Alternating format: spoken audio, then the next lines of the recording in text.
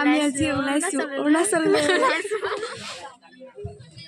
हाय बेटा blogging blogging नहीं হয় गाइस अभी हम जाएंगे বাস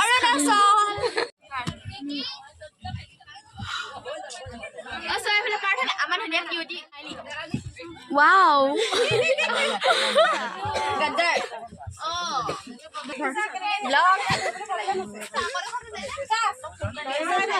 এয়া আমাৰ পূজা বাইদেউ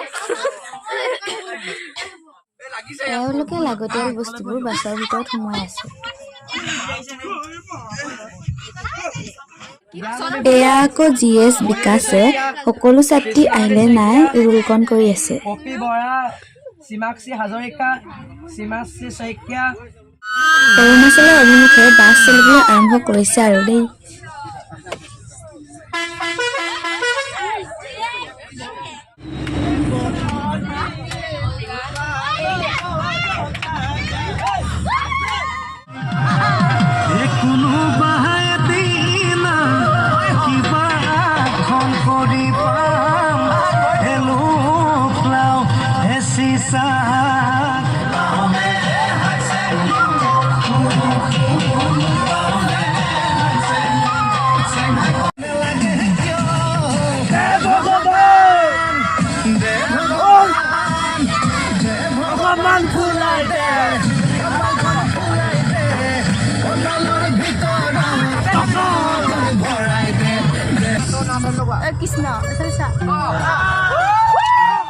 এনেকৈয়ে আনন্দ কৰি কৰি আমাৰ দুখন বাছ আগুৱাই গৈ থাকিল।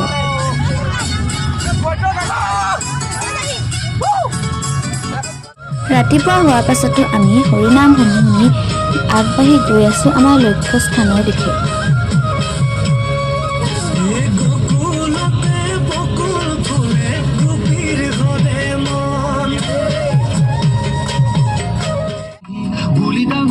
থাকিব নোৱাৰো ঘৰ ডাঙৰ মাই টোপনি নধৰে ৰাতি ডাঙৰ মাই পুৱা ধাৰি পাতি অৱশেষত আমি পাই গলোহি অসমৰ আটাইতকৈ দীঘল দলংখন, যাৰ নাম হৈছে ডক্টৰ ভূপেন হাজৰিকা সেতু, অন্য এটি নাম ধলাশদিয়া।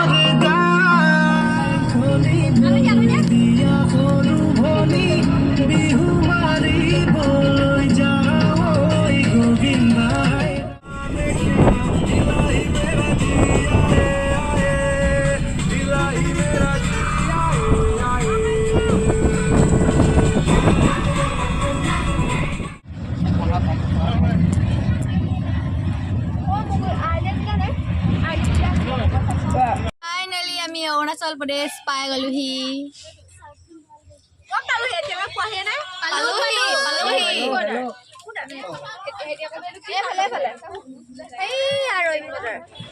এতিয়া মানে গাড়ীখন ৰখাইছে, আমি সেইকাৰণে অলপ ওলাই আহিছোঁ।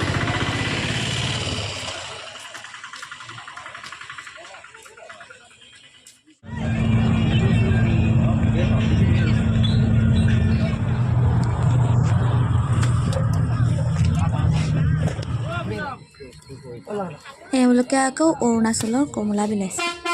খাবি নিজে হাত দিবা আৰু দেই ভাই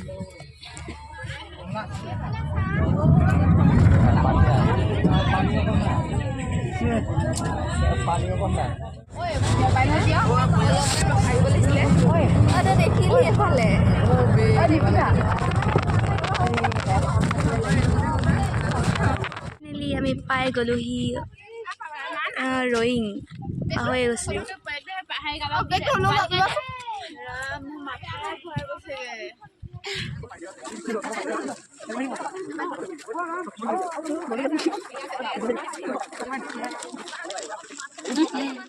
এয়া ব্ৰেকফাষ্টৰ পৰ্ব।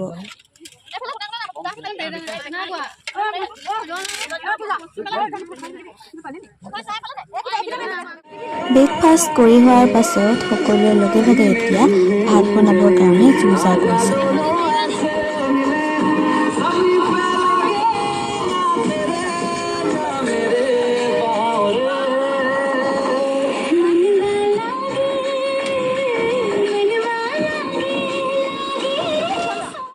নদীৰ পাৰৰ পৰিৱেশটো সঁচাকৈ বহুত ধুনীয়া।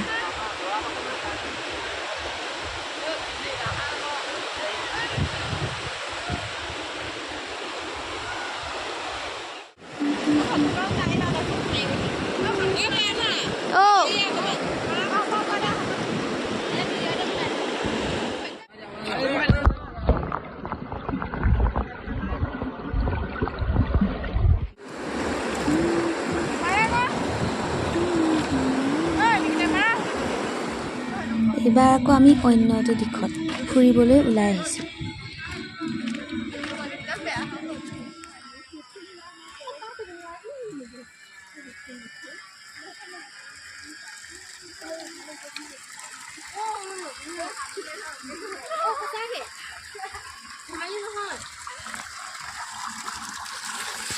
চিটি কৰি নেপেলাবি।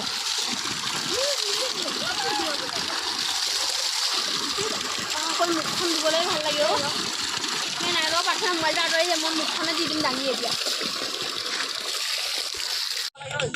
ভাত খাব হ'ল দেই।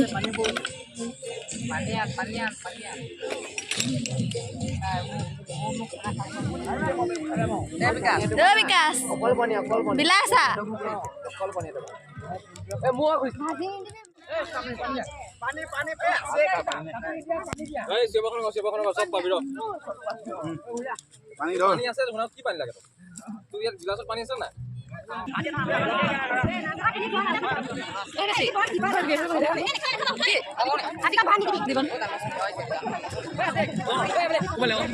ভাত পানী খাই হোৱাৰ পিছত আমি উভতিবলৈ গধূলিয়েই হ'ল।